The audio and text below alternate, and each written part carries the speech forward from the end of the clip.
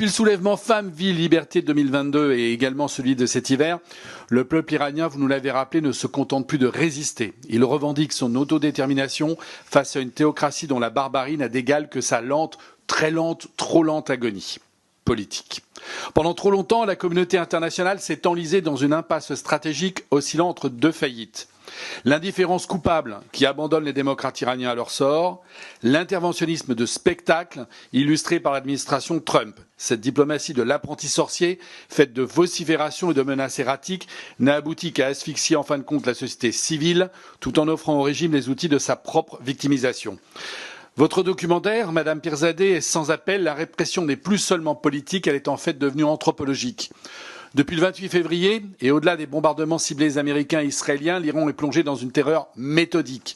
On assassine les médecins qui soignent les blessés, on profane les dépouilles, on déshumanise les corps. Les temps des simples constats sont révolus, celui de la responsabilité politique commence. Aussi, mesdames et messieurs, voici mes questions.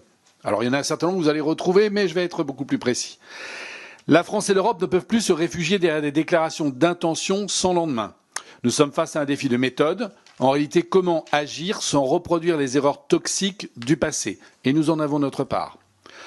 Première question, au-delà des sanctions symboliques, quels leviers diplomatiques et économiques, j'insiste du coup sur ces deux mots, diplomatiques et économiques concrets, préconisez-vous pour affaiblir réellement l'appareil répressif sans isoler davantage la population? Affaiblir réellement l'appareil répressif.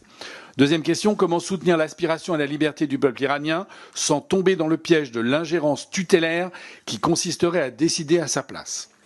À nos yeux, il ne s'agit plus de savoir si nous soutenons le peuple iranien, mais comment nous cessons d'être les spectateurs impuissants de son martyre. Je voudrais rajouter deux choses que j'ai entendues. Devons-nous agir tout simplement, simplement comme les Alliés l'ont fait vis-à-vis de nous-mêmes pendant la Seconde Guerre mondiale en France, en armant et formant la résistance iranienne pour lui permettre ensuite, plus tard, peut-être beaucoup plus tard, de se libérer? Et enfin, j'ai deux messages. Mon premier message, c'est de rappeler que nous n'oublions pas les autres conflits. Nous l'avons cité, nous l'avons dit, l'Ukraine, le Liban, Gaza et aussi la paix en Israël. Et la liste, malheureusement, est trop longue.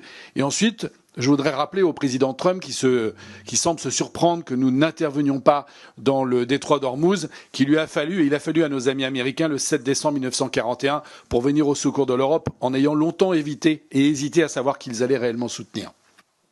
Merci, Monsieur Mazzouri. Qui peut répondre? Monsieur? Merci beaucoup, monsieur le député, pour votre question. Sur la question des sanctions diplomatiques et économiques pour affaiblir l'appareil de répression sans affaiblir la société civile iranienne, disons que je n'ai pas de solution. C'est extrêmement compliqué pour plusieurs raisons. Déjà, l'Iran est ultra sanctionné, beaucoup plus que la Russie, parce que par l'extraterritorialité du droit américain, l'Iran est aujourd'hui un pays qui est en dehors de l'économie mondiale. Nos amis ne pourraient même pas nous faire un virement, s'ils voulaient, ils ne pourraient même pas nous faire un virement de 2000 € de Téhéran à Paris. Donc il faut bien comprendre que l'Iran est déjà extrêmement sanctionné. Le fait d'avoir mis aussi les gardiens de la révolution sur la liste des organisations terroristes contribue à cela. En revanche, les Iraniens continuent, et c'est là où c'est problématique, de vendre leur pétrole aux Chinois. Et ça, c'est doublement problématique pour nous, parce que les Chinois, donc, ils ont un pétrole bon marché, et le régime iranien réussit, tant bien que mal, à survivre économiquement grâce à ces exportations de pétrole à la Chine. Et là, nous, on est quand même dans une situation perdant-perdante, lose-lose. Ça veut dire le détroit est fermé pour nous, en revanche, le détroit est ouvert pour les Chinois et les Iraniens. Alors, j'ai bien compris votre question c'est pas vraiment une solution diplomatico-économique. Je vois pas comment on pourrait mettre une pression diplomatique sur les Chinois. Mais en revanche, on peut envisager une coalition maritime avec la marine française, britannique, autres pays, pour empêcher cette situation. Soit le détroit est ouvert pour tout le monde, soit le détroit est fermé pour tout le monde. Ça veut dire empêcher les pétroliers iraniens, la flotte fantôme iranienne, qui est tout autant sophistiquée que la flotte fantôme russe, de se rendre en Chine. Donc ça, c'est une initiative qui pourrait être intéressante. Sur les autres questions, Mariam, si tu veux répondre. Oui, allez-y, madame. Sur la question devons-nous armer la résistance iranienne, c'est vrai que c'est une question qui se pose. Il a été question effectivement de la crédibilité, c'était votre collègue qui parle de la crédibilité d'une intervention terrestre qui, selon un général avec qui j'étais en plateau, disait que c'était pas suicidaire, mais que c'était risqué mais pas suicidaire. Il a été question aussi d'armer les Kurdes. les Kurdes iraniens, qui représentent quand même une partie significative de l'Iran. Il y en a beaucoup qui sont en résistance déjà dans le Kurdistan irakien et qui attendent de pouvoir retourner en Iran pour mener cette révolution pour renverser le régime. C'est une possibilité, effectivement. Il y a un risque potentiel aussi de guerre civile, faut pas le nier. Même si, effectivement, le régime, en 47 ans, a toujours surfé sur cette menace de dire que les Kurdes et les Baloutches, notamment, étaient contre l'intégrité territoriale iranienne et qu'ils allaient prêcher pour leur propre paroisse et faire sécession.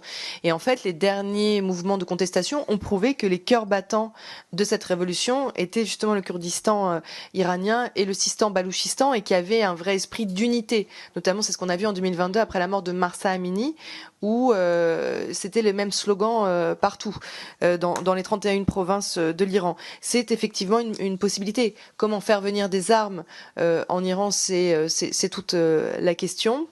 Et je pense que la France et l'Europe sont, comme on l'a dit à plusieurs reprises, sont spectatrices effectivement. Et je pense que les Iraniens savent pertinemment, le régime sait pertinemment que l'Europe ne fait plus le poids face à la Chine, face aux États-Unis, face à Israël. Et d'ailleurs, après la réaction du ministre des Affaires étrangères au moment de la guerre en Iran dit tout, lorsqu'il dit nous n'avons pas été prévenus. Le samedi 28 février, Jean-Noël Barrot dit ça, nous n'avons pas été prévenus de cette guerre. Donc ça prouve que l'Europe est totalement hors circuit.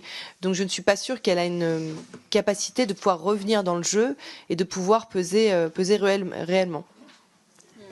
Merci madame. Bon, nous avons maintenant une série de 3 questions d'1 minute. Et je vous demanderai de